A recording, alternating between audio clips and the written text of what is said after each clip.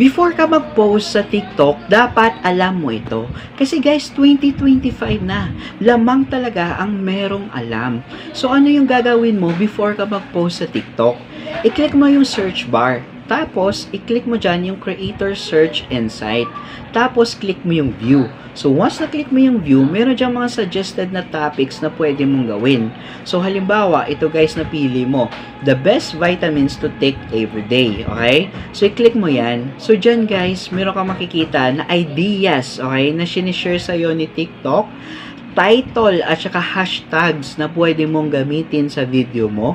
And the best part guys, tuturuan ka pa dyan kung ano yung gagawin mo sa video mo from hook to call to action. So dapat alam mo na ito.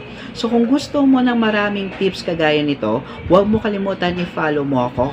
And the best part guys, kung gusto mo naman malaman kung paano ka maging affiliate, TikTok affiliate, na kahit 0 or maliit lang yung followers mo, just comment below how at ibibigay ko sa iyo yung buong details.